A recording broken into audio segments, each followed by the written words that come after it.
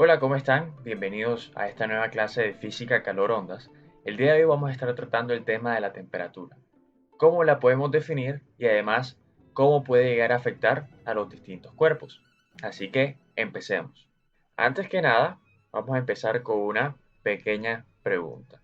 Tenemos dos cuerpos. De un lado tenemos hierro fundido a 1600 grados Celsius y del otro lado tenemos una baldosa que se encuentra en la plaza central de Fundación Magdalena a las 12 del mediodía, de una temperatura absurdamente elevada. Les arrojo esta pregunta. ¿Cuál de esos dos objetos contiene más calor?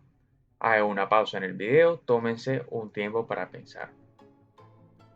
Listo. Si ya lo pensaste, ya analizaste la situación, ahora puedes responder.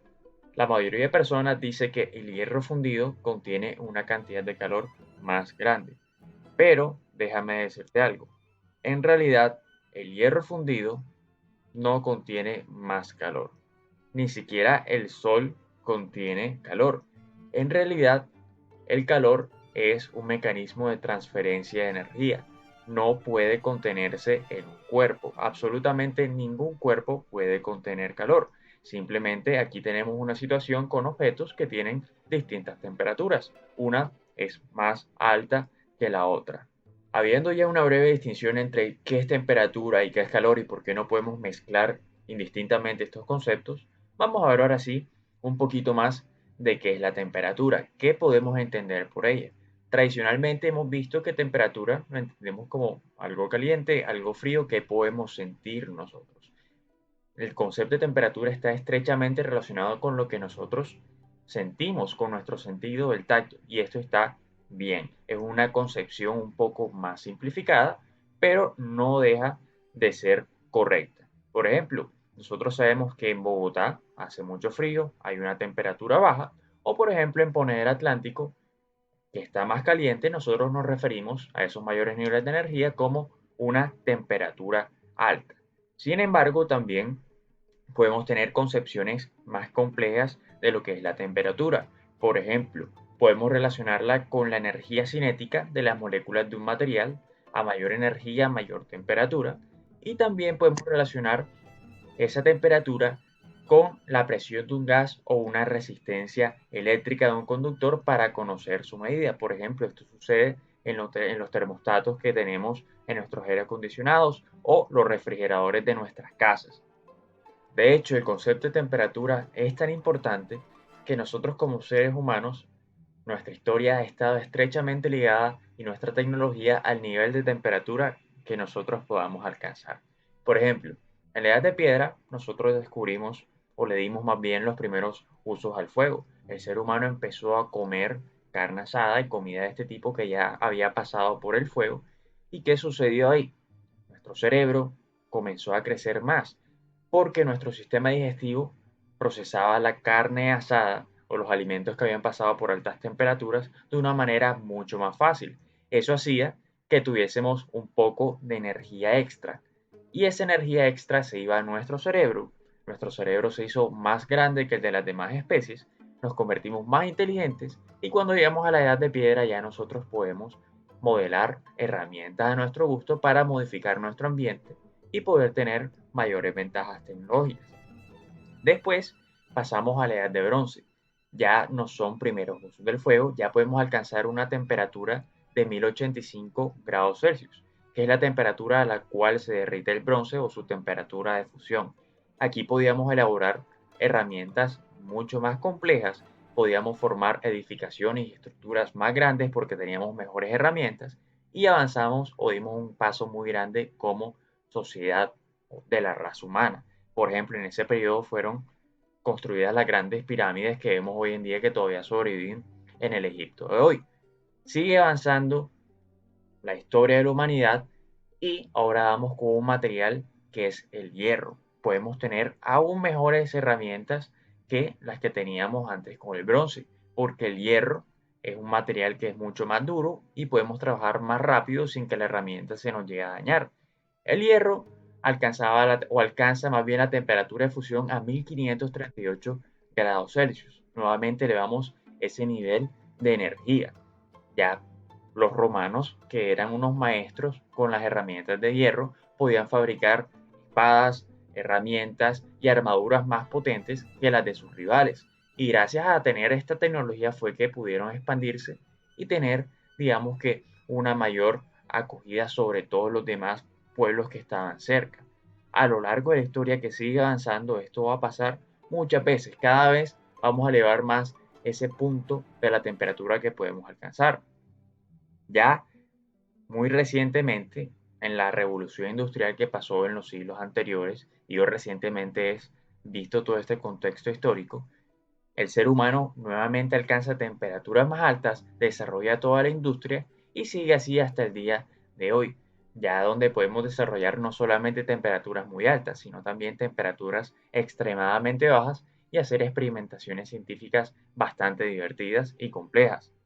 Veamos ahora en qué escalas podemos medir esta temperatura y qué unidades podemos utilizar. Tenemos tres principales. Está la de los grados Celsius, grados Fahrenheit y están también Kelvin. Y ojo, aquí hago la salvedad enseguida. Kelvin no son grados, es una unidad absoluta. Si algún químico o algún físico les escucha diciendo grados Kelvin, les va a poner muy mala cara. Así que cuidado con eso. Grados Celsius es la que típicamente utilizamos acá en Colombia y casi en todo el mundo.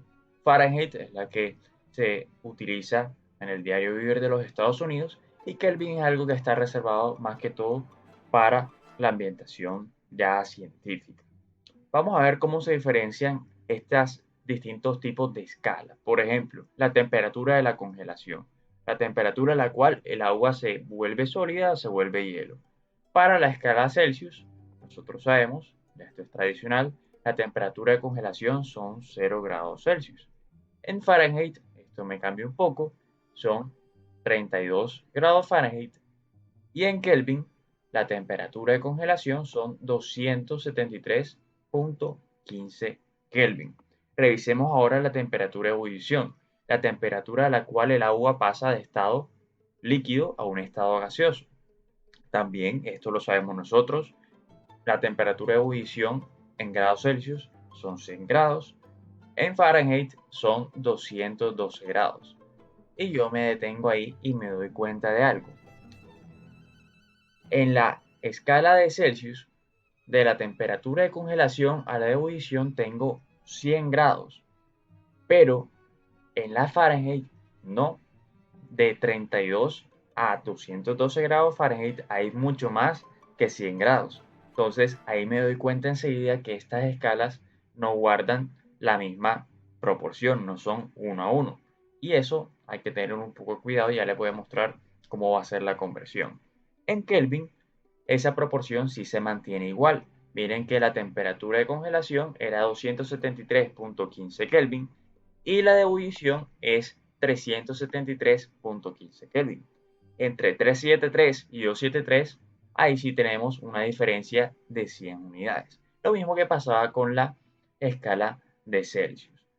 Para yo hacer la conversión de grados Celsius a grados Fahrenheit, tengo que hacer lo siguiente. Mi temperatura en Fahrenheit va a ser igual a 9 quintos de la temperatura en grados Celsius más 32.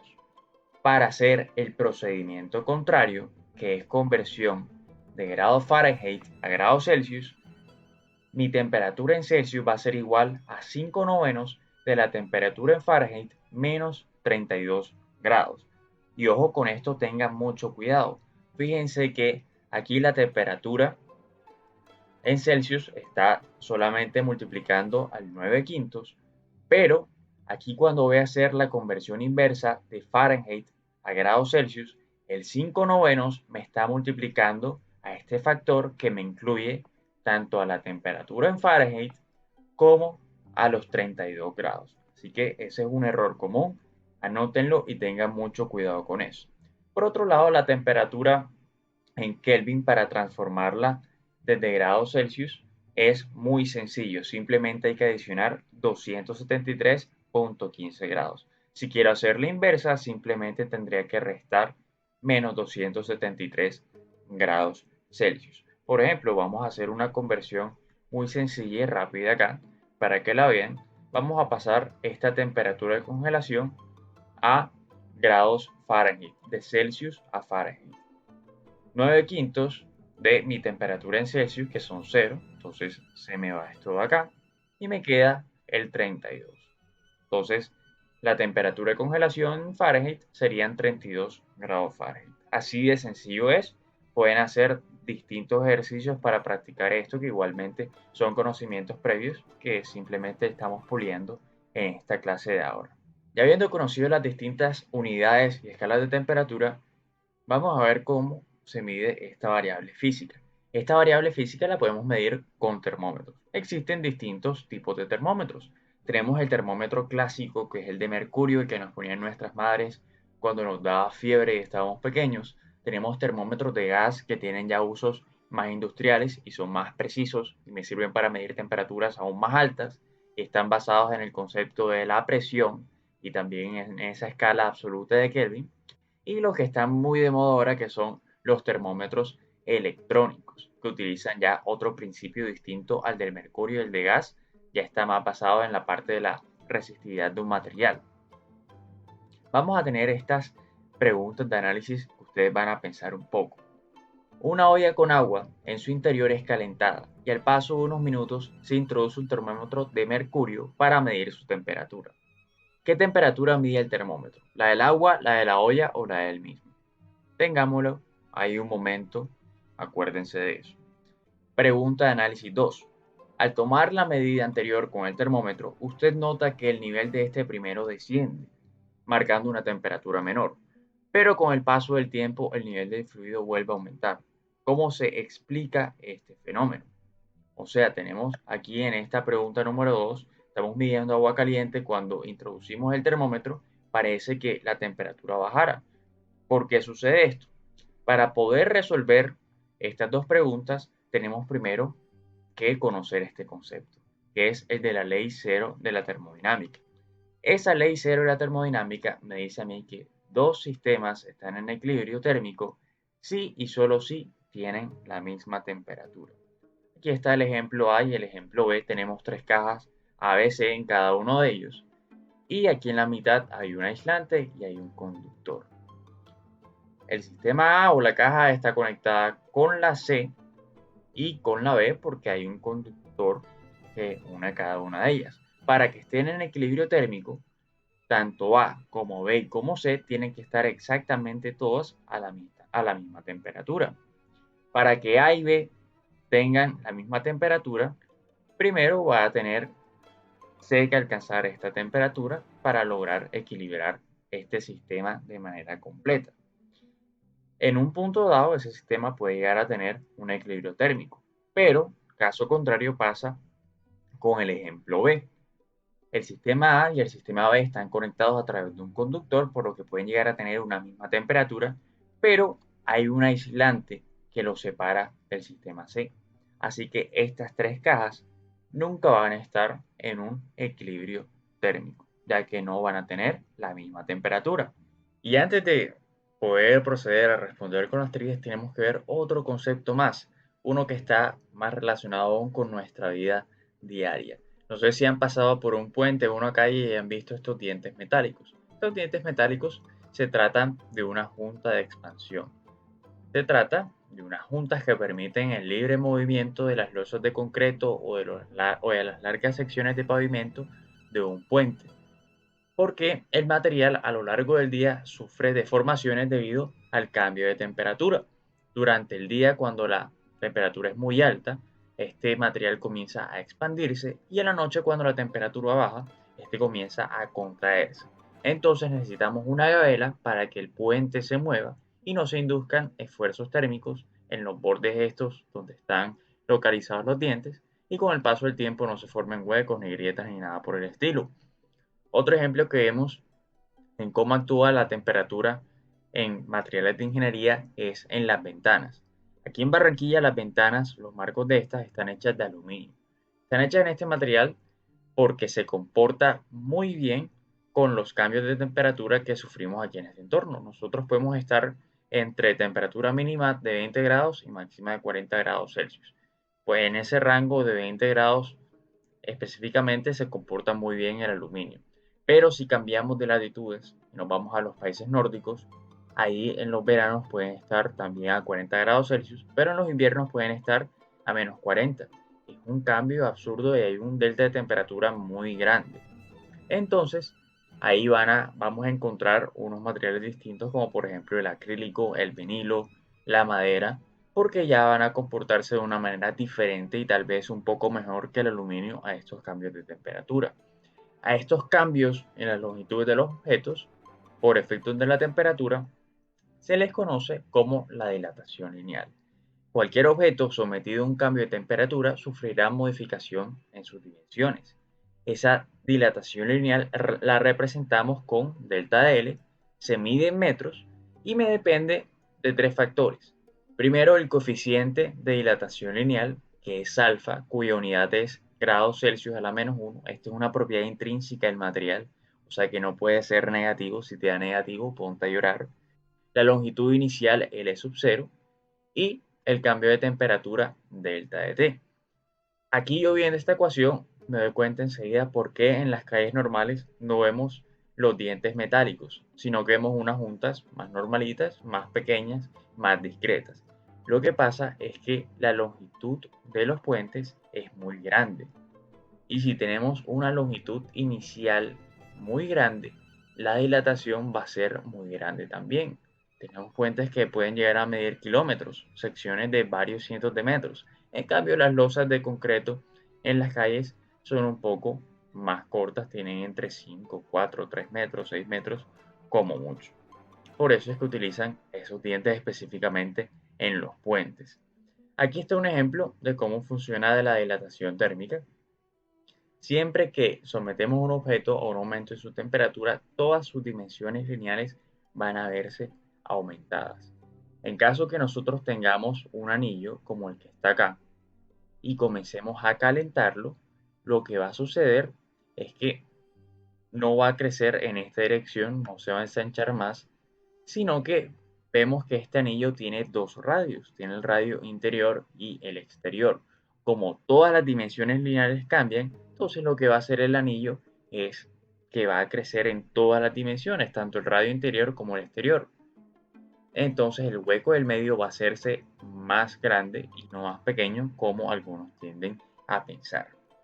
Ya vistos estos conceptos de dilatación lineal y de la ley cero de la termodinámica, ahora sí podemos dar una respuesta más precisa a las preguntas de análisis número 1 y número 2. Si estabas pensando en la pregunta de análisis número 1, que la temperatura que mide el termómetro es la del mismo, estás en lo correcto. ¿Por qué? Porque para él poder medir la temperatura correcta, primero tiene que alcanzar el equilibrio térmico con todos los cuerpos. Tiene que cumplirse la ley cero de la termodinámica. Al fin y al cabo, esta va a ser la temperatura que este dispositivo va a medir. Y en cuanto a la segunda pregunta, de por qué baja el nivel de mercurio como si estuviese bajando la temperatura, sucede algo. El termómetro está hecho de vidrio y el vidrio es un material que también puede llegar a dilatarse. Cuando entra en contacto con el agua el vidrio, la cavidad que está en su interior va a aumentar su radio, aumenta su diámetro, y si aumenta su diámetro, hombre, el mercurio va a encontrar ahora un volumen más grande y por lo tanto en un principio va a tender a disminuir y a bajar su nivel. Pero después, cuando todo alcance un equilibrio térmico, este mercurio va a subir, ya que ha encontrado equilibrio térmico con el vidrio, con el agua y con el propio mercurio, y entonces va a marcar la temperatura que es la que vemos nosotros en el termómetro. Y ahora para concluir, recordemos los conceptos que vemos hoy. La temperatura, que en su concepción más simplificada está dado como frío, temperaturas bajas, y calor, temperaturas altas. Vimos también el concepto muy importante de las distintas unidades y escalas de temperatura, Celsius, Fahrenheit y Kelvin. También repasamos la ley cero de la termodinámica, de que un cuerpo está en equilibrio térmico si solo si tiene la misma temperatura que otro. Y por último, vimos el concepto de dilatación lineal, que un objeto que es sometido a un cambio de temperatura va a sufrir una modificación en todas sus dimensiones lineales. Y hasta aquí termina el video. de la clase de hoy. Que estén muy bien. Hasta luego.